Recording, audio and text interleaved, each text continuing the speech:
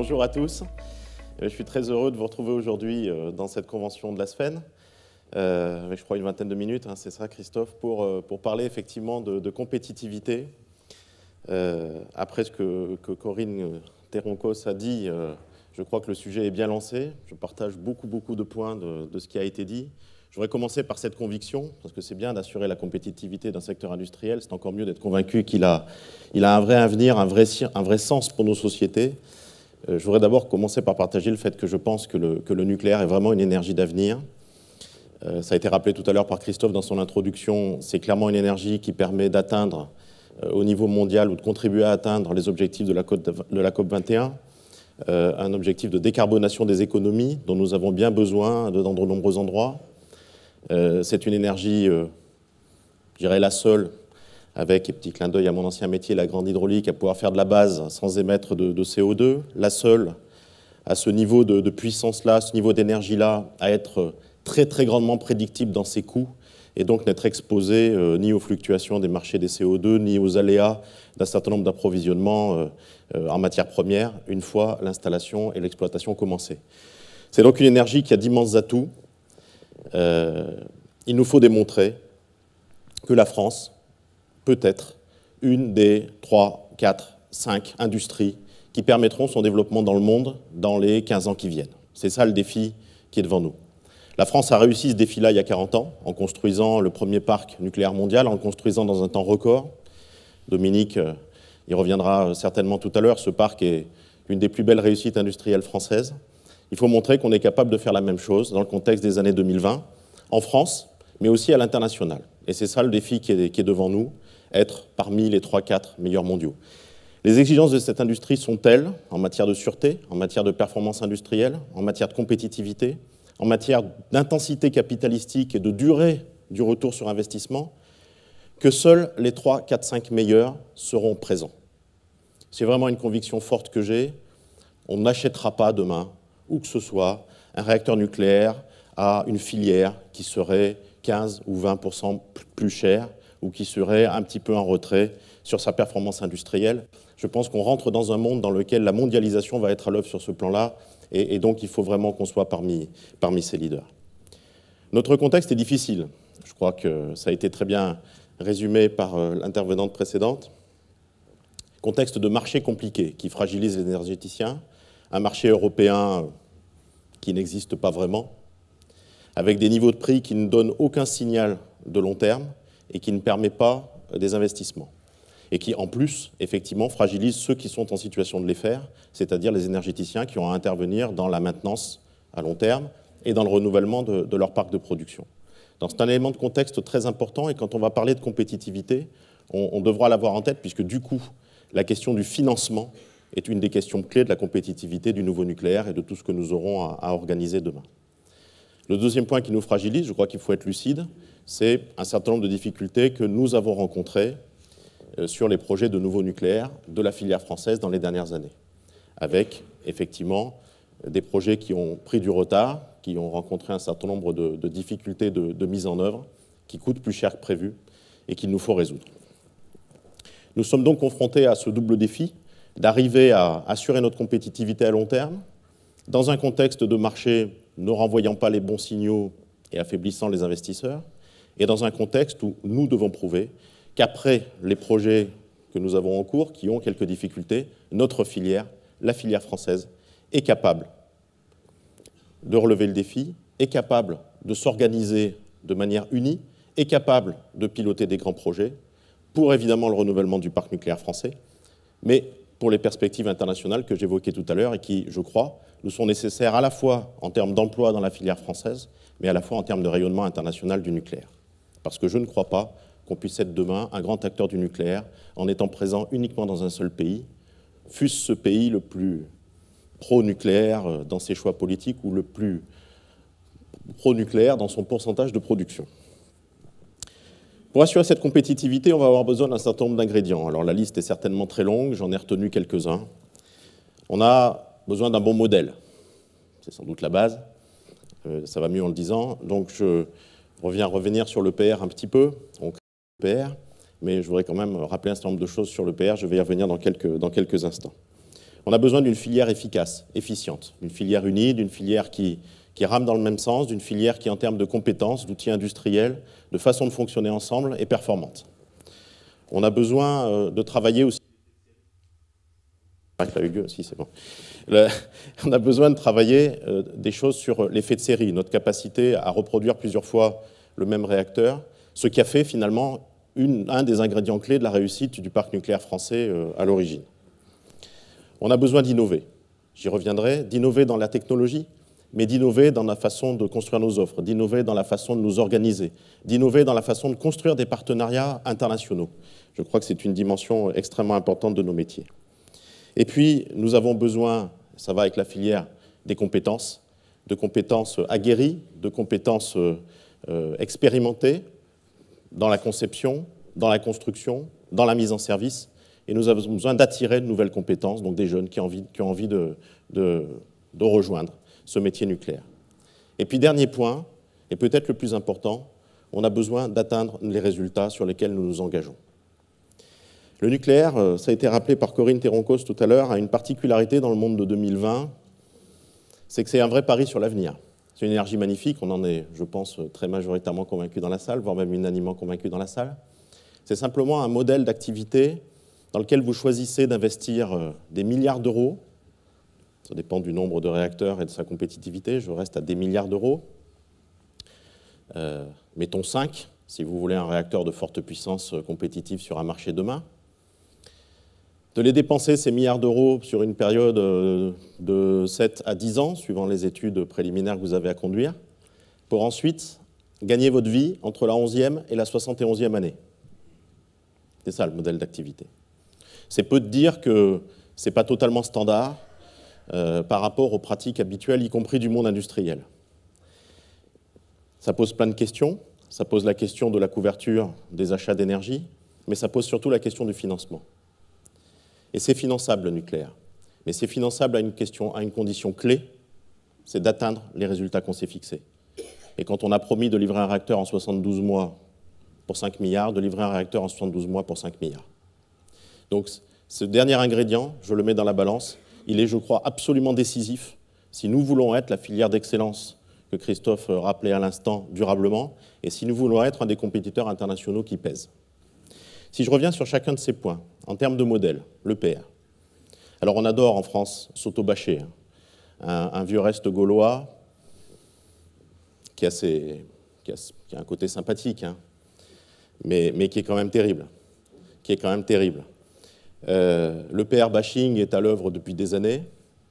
À peu près aucun secteur industriel n'est épargné. D'ailleurs, dès qu'on a une difficulté dans un grand programme, où qu'il soit en France, on aime bien s'amuser. Et puis finalement, une fois que le programme est en service, ça devient notre fierté nationale quand même. Je pense que c'est ce qui se passera sur l'EPR. L'EPR, je voudrais partager avec vous qu'il a quand même de grands atouts. Il est d'abord, à l'évidence, un vrai réacteur de troisième génération. Ce n'est pas le cas de tous les réacteurs de troisième génération des catalogues. Il a un niveau de sûreté qui est, je crois, très au-dessus des autres réacteurs de troisième génération. Il y a évidemment plein de dimensions dans la sûreté, mais je crois que si on devait noter toutes ces dimensions-là, il sortirait premier de la classe.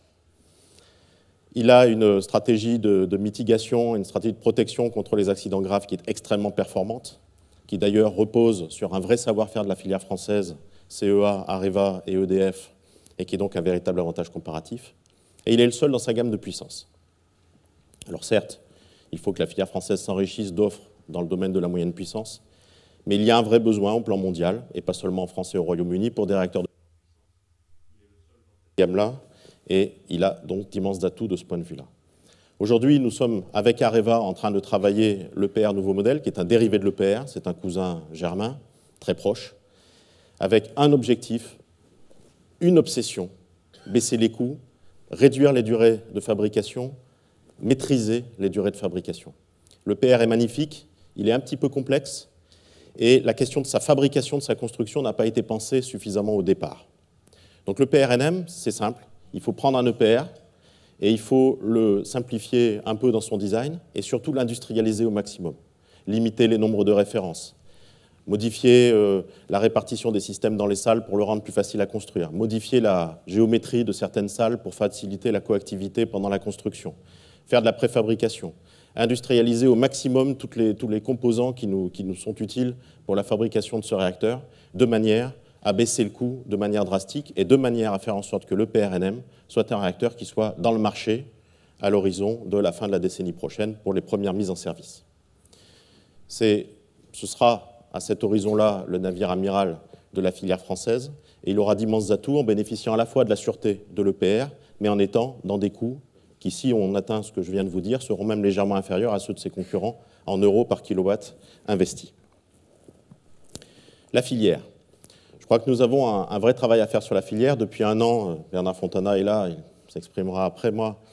Il y a un travail considérable qui est fait entre EDF et Areva. C'est sans doute le début de cette restructuration de la filière dans le domaine des réacteurs. Vous savez que nous sommes maintenant à quelques semaines de l'envoi d'une offre ferme d'EDF pour l'acquisition d'une part majoritaire d'Areva NP, qui va nous permettre de passer une nouvelle étape dans l'organisation de cette filière dans le domaine des réacteurs. Au moment où cette opération se fera, vraisemblablement début 2017, nous construirons une société d'ingénierie commune entre EDF et Areva, une société d'ingénierie qui sera en charge de la conception et de la construction de la partie îlot nucléaire, de tout îlot nucléaire nouveau que construira la filière française. Je crois que c'est un pas décisif pour mettre ensemble des compétences qui travaillent ensemble depuis longtemps, mais qui passent beaucoup de temps à se passer des commandes, à se contrôler ce qui arrive des uns et des autres, pendant que nos concurrents, eux, ne se passent pas des commandes et ont toutes leurs forces dans la même structure.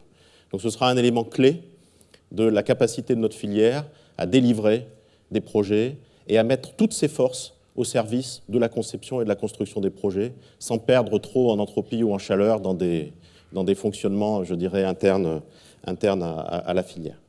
Nous aurons un vrai travail après ça, ou en parallèle avec ça, à partir de maintenant, je crois, de travail avec l'ensemble de la filière. Nous l'avons commencé, nous profitons de perspectives d'appel d'offres à l'international, en particulier en Afrique du Sud, pour bien travailler la façon dont EDF, Areva, le CEA, Bouygues, Alstom et un certain nombre de partenaires de premier rang de la filière vont pouvoir coopérer pour être une filière unie quand il va falloir répondre à des appels d'offres ou participer à des grands programmes. Je crois qu'on a un vrai travail à faire là. Tout à l'heure, l'aéronautique était citée. L'aéronautique a été exemplaire sur cette démarche-là, y compris sur la capacité à partager des outils communs de maquettage, des outils communs d'ingénierie système qui permettent à cette filière d'être efficace aujourd'hui. On a strictement la même chose à faire en France. Il ne faut pas se leurrer, si on ne le fait pas, on ne sera pas compétitif au plan international. Ailleurs, ça se fait très largement. Nous aurons à jouer sur l'effet de série. Je le disais tout à l'heure, c'est important. Ça va être un des débats politiques importants de la période à venir. Nous allons commencer de parler un de ces jours du renouvellement du parc nucléaire français. Ce parc nucléaire français, il faudra commencer de le renouveler sur le même mode que son mode de construction initial, c'est-à-dire en essayant de faire un certain nombre de paires de PRNM les plus copier-coller les uns des autres possibles pour avoir les coûts les plus bas possibles. C'est quand même ce qu'attend le consommateur à la fin. Un vrai sujet devant nous, un vrai sujet dans lequel la SFEN aura à s'investir, un vrai sujet dans lequel tous les acteurs et décideurs économiques de la filière auront leur carte à jouer. Je crois que ce sera un moment extrêmement important. L'innovation. L'innovation, elle est partout. Alors, elle est évidemment dans les technologies, elle est dans les techniques, elle est dans ce qui nous permettra de gagner un peu en puissance sur le PRNM par rapport à l'EPR. Il y a des quantités de choses à faire en matière d'innovation. Elle est dans ce que chaque entreprise de la filière va pouvoir apporter.